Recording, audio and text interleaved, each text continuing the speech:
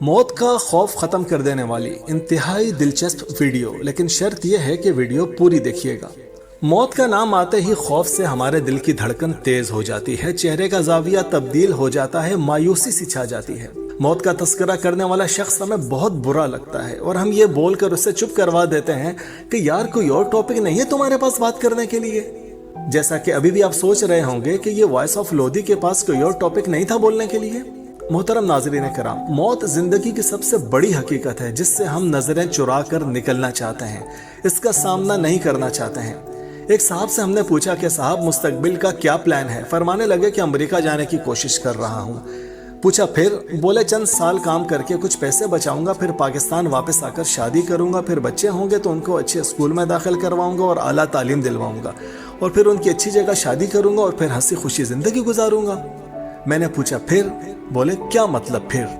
میں نے کہا کہ ان سب چیزوں کے ساتھ ساتھ ایک اور کام بھی ہوگا کہ جیسے جیسے آپ کے بچے بڑے ہوتے جائیں گے آپ بوڑھے ہوتے جائیں گے، وہ مزید بڑے ہوں گے تو آپ مزید بوڑھے ہوں گے، پھر جب آپ کے بچوں کے بچے ہو جائیں گے تو شاید اس وقت تک بغیر دوائیوں کے آپ کی زندگی مشکل ہو جائے گی۔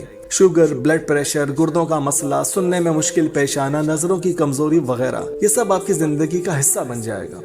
پھر جب آپ کے بچے اپنی جوانی کو اور اپنے بچوں کی ننھی منی شرارتوں کو انجوائے کر رہے ہوں گے، اس وقت آپ بیماریوں سے لڑ رہے ہوں گے۔ KFC اور میک ڈونلڈ دیکھ تو سکیں گے لیکن کھا نہیں سکیں گے کیونکہ آپ کے دانت اجازت نہیں دیں گے۔ اور پھر ایک دن گھر میں یا اسپتال میں آپ اپنی بیماریوں اور جسمانی کمزوری کی تاب نہ لا کر اس دنیا سے رخصت ہو جائیں گے۔ یہ ہے زندگی کی پوری سٹوری۔ کسی نے کیا خوب کہا تھا کہ انسان کیسا بے وقوف منصوبہ ساز ہے کہ اپنی فیوچر پلاننگ میں اپنی موت کو شامل ہی نہیں کرتا ہے۔ موت کا خوف کیسے دور کیا جائے؟ سب سے پہلے تو دماغ میں یہ بٹھا لیجئے کہ ہم سب نے مرنا ہے۔ یاد رہے کہ ہم سب میں آپ بھی شامل ہیں۔ عام طور پر جب ہم یہ کہتے ہیں کہ ہاں یار سب نے مرنا ہے، تو اس وقت چاہے ہم زبان سے نہ بھی بولیں لیکن ہمارے دل میں یہ ہوتا ہے کہ ہاں یار ہمارے علاوہ سب نے مرنا ہے۔ جب یہ طے ہو گیا کہ مرنا ہے تو ڈرنے کی کیا بات ہے؟ کیونکہ آپ ڈریں یا نہ ڈریں مرنا تو ہوگا، چاہے بیڈ کے نیچے گھس جائیں، الماری میں چھپ جائیں یا امریکہ کی کسی بڑی اسپتال کے کمرے میں ہی رہائش اختیار کر لیں، مرنا تو پھر بھی ہوگا۔ اگر موت سے بچنا ممکن ہوتا تو بڑے بڑے شیخ کبھی بھی نہ مرتے جو کہ پوری اسپتال خرید سکتے ہیں۔ ڈرا اس چیز سے جاتا ہے کہ جس سے بچاؤ ممکن ہو سکے۔ مثلاً اگر آپ کے پیچھے شیر لگ جاتا ہے تو آپ کو ڈرنا چاہیے اور اپنے بچاؤ کی تدبیر کرنی چاہیے۔ ہو سکتا ہے کہ کسی تدبیر سے آپ شیر سے بچ جائیں لیکن موت سے آپ کسی بھی تدبیر سے نہیں بچ سکتے ہیں۔ اب آپ نے کیا کرنا ہے؟ اپنی فیوچر پلاننگ میں موت کو بھی شامل کر دیں۔ جیسا کہ آپ کوئی گھر انسٹالمنٹ پہ قسطوں پہ لیتے ہیں جو کہ فیوچر میں آپ کے کام آئے گا اور آپ کا مستقبل آرام دہ ہوگا۔ اس گھر کی آپ انسٹالمنٹ دیتے ہیں، ہر مہینے اس کی قسط بنتی ہے 2 لاکھ روپے۔ آپ ہر مہینہ 2 لاکھ روپے کا انتظام کرتے ہیں اور آپ جانتے ہیں کہ یہ آج کا لگایا ہوا پیسہ مجھے مستقبل میں کام آئے گا اور میں ایک مہنگے اور خوبصورت گھر کا مالک ہوں گا جس میں آرام دہ زندگی گزاروں گا۔ بالکل اسی طرح ہمیں اللہ تعالیٰ کے پاس جنت میں بھی ایک گھر بک کروا دینا چاہیے جس کی ہر روز ہم قسط ادا کیا کریں، 5 ٹائم کی نماز کی صورت میں، کبھی کسی غریب کی مالی مدد کی صورت میں یا اسے کھانا کھلا کر، کسی غریب کی بیٹی کی شادی کے خرچے میں اس کی مدد کر کے، کسی غریب کو پرانے نہیں بلکہ نئے اور اچھے کپڑے دے کر، کبھی کسی غریب کا علاج کروا کر، کسی بے گناہ کو جیل سے چھڑوا کر، کوئی سایہ دار درخت لگا کر، پانی کی سبیل لگا کر، اسپتالوں کے چکر لگائیں اور مستحق لوگوں میں خوراک اور ان کی ضرورت کی دوائیاں تقسیم کریں۔ آپ کے محلے میں کوئی مین ہول کھلا ہے تو حکومت کا انتظار نہ کریں بلکہ انسانیت کے ناطے اور اپنے جنت کے مکان کی قسط سمجھ کر اس پر ڈھکن لگوا دیں تاکہ انسانوں کو دکھ اور تکلیف سے بچایا جا سکے۔ آپ یقین کیجئے کہ اگر آپ یہ سب کچھ کریں گے تو آپ کے دل سے موت کا خوف بالکل نکل جائے گا۔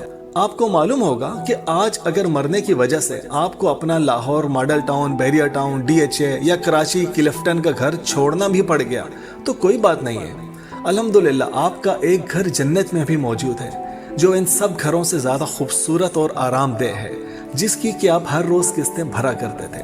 اور اگر آپ کو یہ غم ہو کہ گھر کی تو خیر ہے لیکن بیوی اور بچے تو چھوٹ جائیں گے نا، تو گھبرائیے مت، چند سالوں کی بات ہے، وہ بھی آپ سے آ ملیں گے۔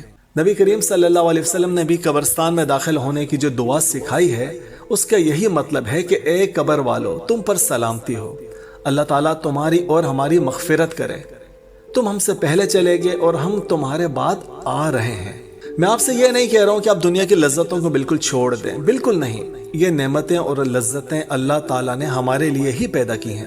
لائف کو انجوائے کریں، KFC کھائیں، میک ڈونلڈ کھائیں، کراچی بریانی کھائیں، پشاوری آئس کریم کھائیں، سوات کاغان ناران گھومنے جائیں، برف میں کھیلیں، رولر کوسٹر میں بیٹھیں، جھولے جھولیں۔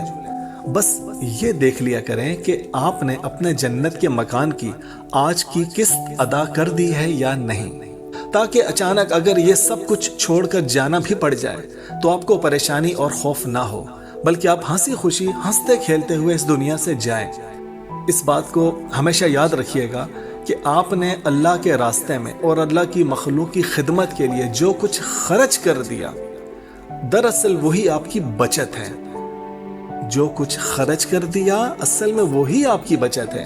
جس دنیاوی مکان کی آپ دنیا میں قسطیں ادا کر رہے ہیں اور اتنی کوشش کر کے اس کی قسط کا انتظام کرتے ہیں، اس میں آپ نے چند سال ہی رہنا ہے۔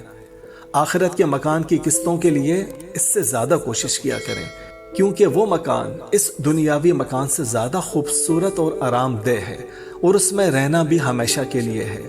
ابھی اسی وقت فیصلہ کیجئے کہ آپ ہر روز کیسے اپنے آخرت کے مکان کی قسطیں ادا کیا کریں گے۔